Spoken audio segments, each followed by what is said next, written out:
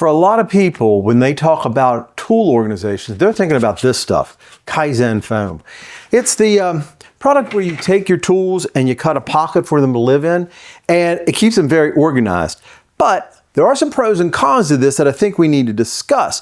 So in this video, we're going to take this old machinist tool chest with about 7 drawers and a lid, come up with some different ways to store your tools that will be equally as efficient and maybe a little bit better.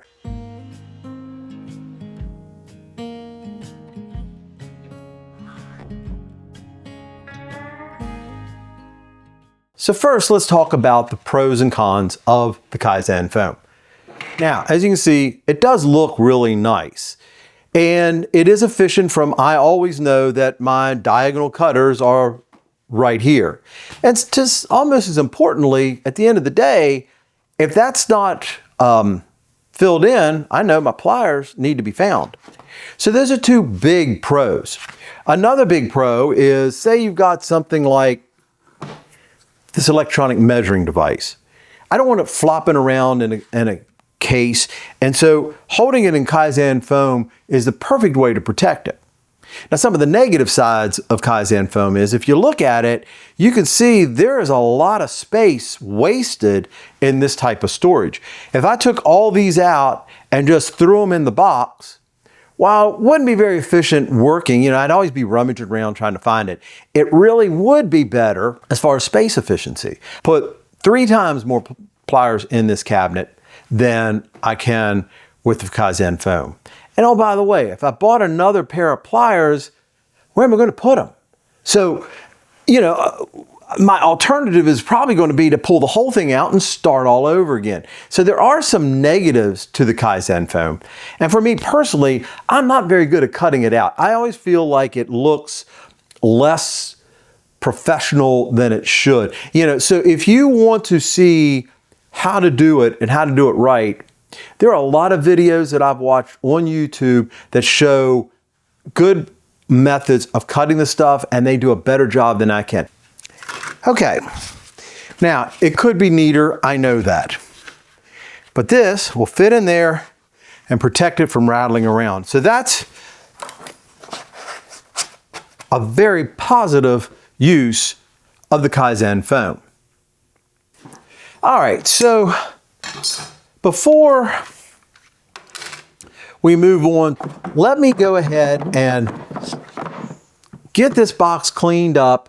I have a few small issues that I need to repair on it. So let me do that, and then we'll get started on trying to figure out the inside storage.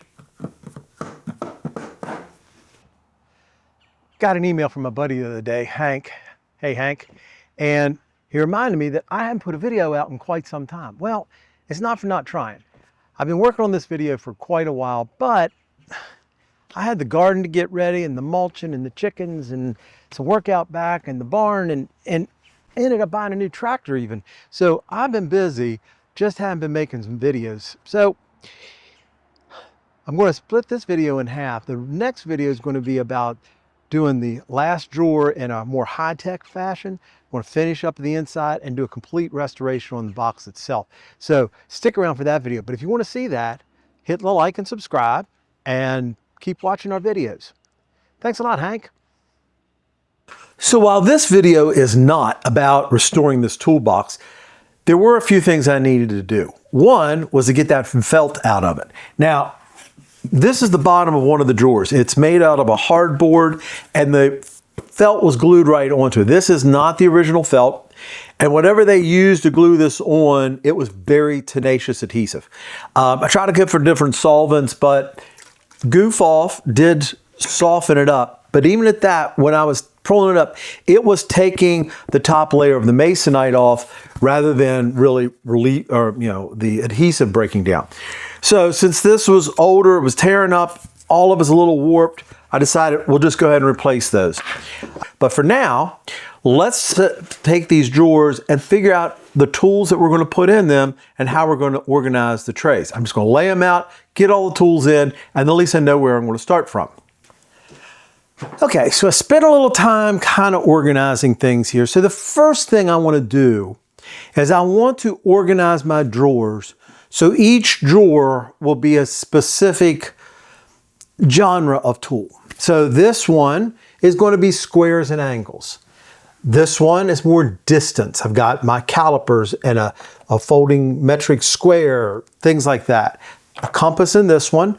This is going to be punches and marking knives. This one will be a squares, folding rules. I have some items here that I'm going to put in the top of the chest that are not really instruments, but things that I grab for a decent amount of the time. And I want them just right here where I can get to them quickly. Each one of these are going to be different in how I organize them and keep them the way I want them. So let's start off with the most simple.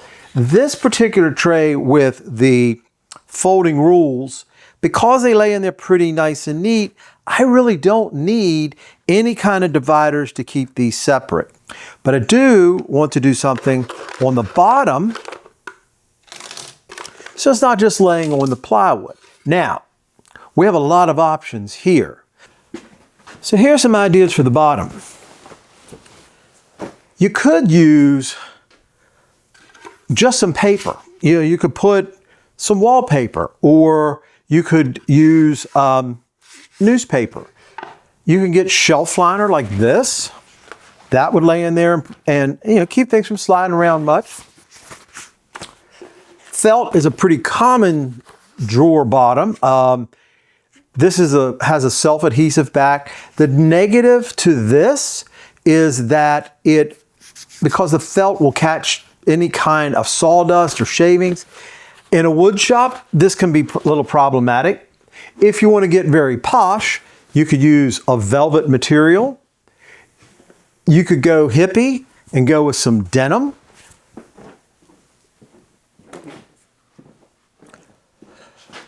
If you want to protect a little bit, something like a corduroy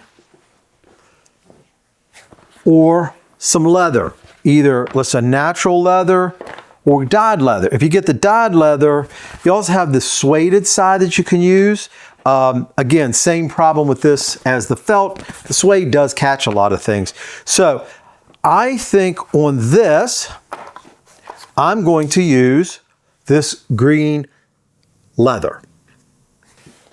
All right, so now what I'm going to do is I'm going to fit this green leather in the bottom of this. Now I could just come in here and try and cut it out and fit it in there. But what I like to do is start with a template. I take a piece of cardboard, and what I'll do is I'll lay it up, mark the edges in case it's a little out of square. I can then cut it out, and then I fit it in. So like right now, this is not fitting perfectly. So what I'm going to do is figure out where my issues are and trim this until I get it. Now,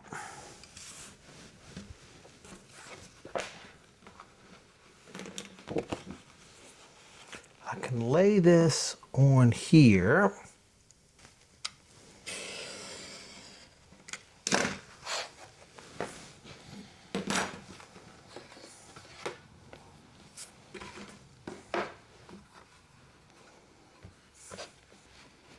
I want to fiddle with this a little bit more, but I got it just about where I want it. And now I'll be able to just lay these in here and give them a little cushion. So my next drawer is this one that I want to keep some like center punches, scribes, marking knives, maybe some nail sets in it. And I was looking for how to do that so they didn't just kind of roll around in there. And my inspiration came from these dental trays. These, you can find them in antique stores or eBay. They're not overly expensive. They're ceramic. Like I said, they must have made thousands of these things. And they held the dentist tools basically in a cabinet very much like a machinist cabinet. Now these are a little bit large for these drawers. I do have this in another cabinet, but for this one, I use these as my inspiration to make something. So I've made a prototype out of plywood with some flutes of different sizes. I used a little, I guess it's like a blood groove or a fluting bit just a round over, and that made these small ones, which work perfectly fine for like the scribe or like a nail set. But when it got to something like these big punches, it needed a little bit wider and a little bit deeper. So then I used this box bit. It's got a flat bottom and then a curve to the corner, and that was able to make these a little bit wider and deeper flutes. Now, I am going to use a piece of 1/2 inch quarter sawn red oak, because this is a piece that I had laying around. This will fit in here. I'll cut it to length in there. And it doesn't really cover the full width, but that's okay. What I'm going to do is, like with this one, I fitted it in there, and leaving a little bit of space here at the end will work perfectly fine for my marking knives. Now, in order to get these flutes in here right, what I've done is I've measured over 1/2 inch for this first one, and then between that line and the center of the next flute, it's going to be 5/8 of an inch. So I've measured 5/8, 5/8, 5/8, 5/8, 5/8. Then I used a little saddle square, or any kind of square can do, and then marked it across the edge all the way across the board. And that's important. I want to make sure that that line is square all the way across. Then I'm going to take this, and I need to run it across this router bit. With this Jessam setup, it's got a center line drawn to the center of the bit on either end of it. Now, if yours doesn't have that, just move your router bit down till it's below the surface. Use a rule to come across here, right dead center, and then mark on each side where your center line will be. Now, it really doesn't matter if this line is here or like this, because you're still going across a straight rotating bit, and the center line is the center line. It doesn't really matter that this is square with the table, because it's going to be quote unquote square with the bit. Now, from that angle, you can do two things. You could measure back your 1/2 inch, then inch and an eighth, and so on down the line to get your 5/8 inch marks after your 1/2 inch. Now, you mark that right on the table with a pencil, doesn't hurt anything, works perfectly fine. Now, the way I chose to do this was to bring my fence in. Using that line that's all the way across, I can line that up with that center line, snug the first side a little bit, then flipping it over, I will line this one up with that line, snug, bring up a little bit more, snug that up a little bit, make sure the other side didn't move, and tighten her down. Now, when I run this through that bit, it'll be right where I want it.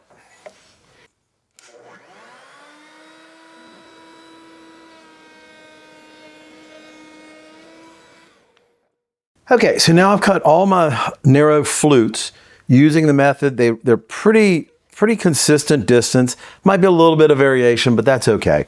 Now, what I'm going to do next is I've changed out the router bit for this box bit, and I'm going to use my template just like I did the last time to set the height. So I'm going to set this kind of on top and then start lowering it down until I'm about where I want that to be. Doesn't have to be precise, but pretty close. All right, so there's where I'm at. Now, because this is a bigger bit and I'm going a little bit deeper, I want to do this in 2 passes. What I'm going to do is I'm going to back this down 2 revolutions. So 1, 2. Now I'm going to lock it in place. I'll line up my first one and cut that. I'll raise it up to 2 rotations, and then lock it in place, run it through for my final depth. Then I'll get my line lined up for my next flute, back it down 2, run it through, raise it 2 revolutions, and then run the last one through.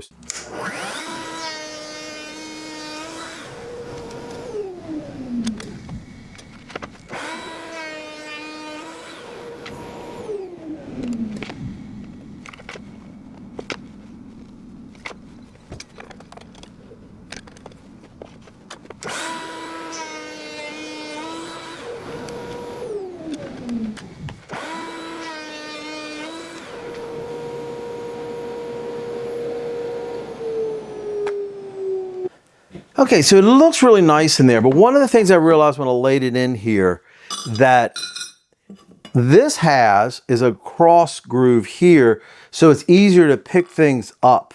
So what I'm going to do is I'm going to come in about 2 inches and run this box groove here. Just give me a little place to pick them up.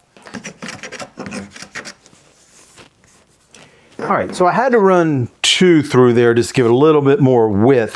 Worked fine. I had a little bit of a ridge in there where the tube passes, kind of missed a little bit.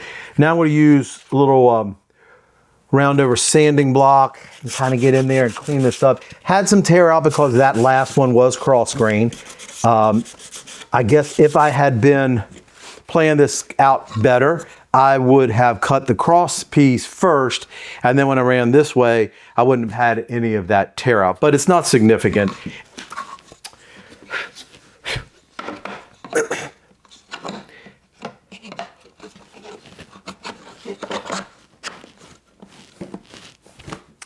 Now, much easier. Now my plan for this next drawer, which is a little bit thicker, was originally to lay these squares down in the bottom, put a little ledge across, and put a small tray on top of that. The problem with that idea was because of the thickness of these, my tray was going to end up to be something less than a ½ inch thick, which didn't give me a lot of usability. So what I'm going to do is, I have a metric and a imperial of the same tool.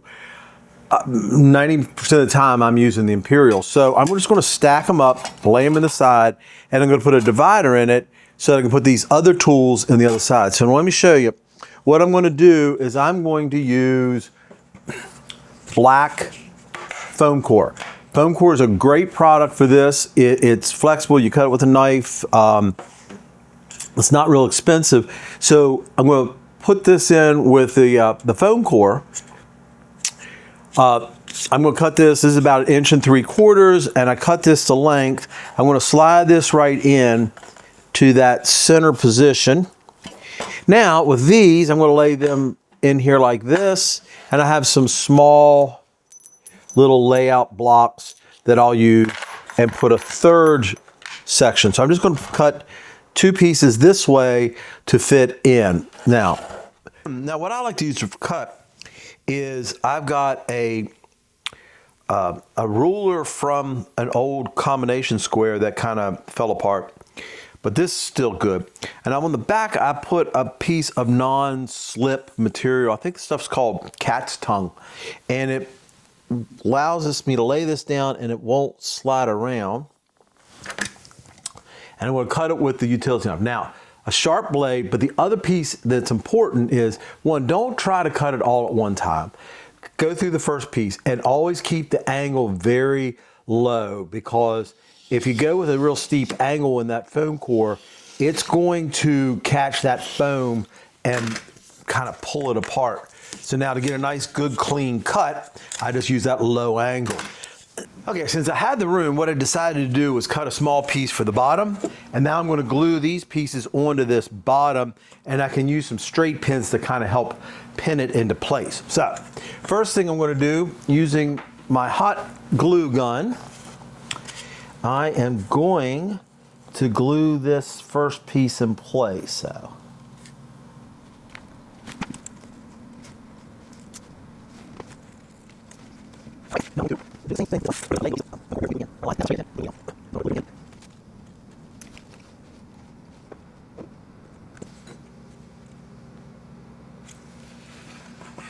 Now, just gotta make sure that doesn't get knocked around. We'll just take some sewing straight pins, and I'm gonna push through the side right into the foam.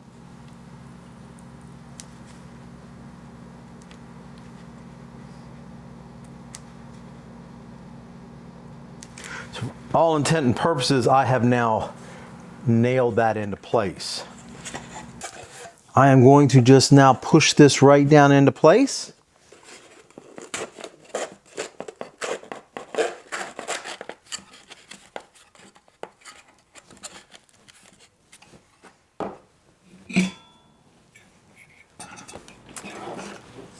And that's another one finished. All right, for this next drawer, I'm going to do a method that's going to be very similar to like the Kaizen foam. This is fairly thin drawers. So what I'm going to do, instead of using foam, I'm going to use the foam core again. And I've got two pieces cut out to fit down in the drawer. The first piece I'm going to leave alone. That's kind of my base piece. This piece, however, what I'm going to do with it is I'm going to lay all these pieces on it, draw around it, and then I'll cut those out with a razor knife, and then those will fit down in there. If I need a little more thickness, which I think I'm going to need for this device, I can cut down through this one as well. So let's see where we get to by just laying these out on the first piece.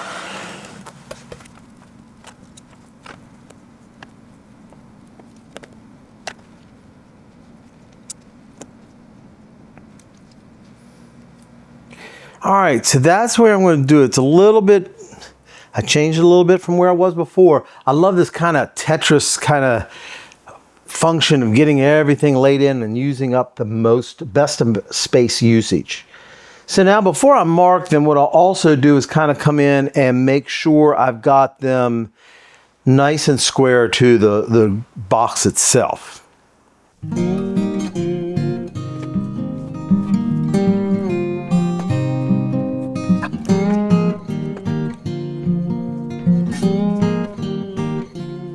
Okay, so you can see where I'm at. I've got the first one started. Now, like the square, the only thing that's going to fit down in there is the thicker part. This is going to lay on the top. Bridge City square. And I can cut most of it with a straight edge. A couple things to remember, as usual, is that when you're cutting something like this, you want to use your rule on the good side and let the waste side be the open, just in case you would slip. The knife's going to go into the waste and you're not going to ruin your finished product. So again, keeping a low angle, we'll come in here and cut through the cardboard and then kind of go through the next layer. Now I'm not going to go past the corner, so I've got that angle. And once I get all of it cut out, I'll go to the back side of it and then cut out those pieces.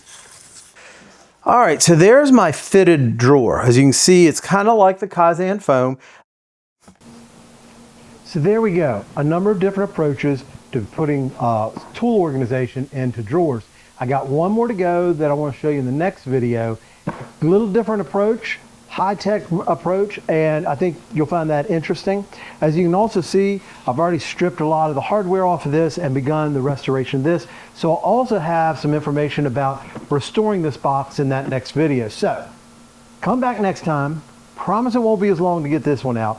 And I'll finish up this box, show you some new ways of organizing your tools. So thanks for stopping by.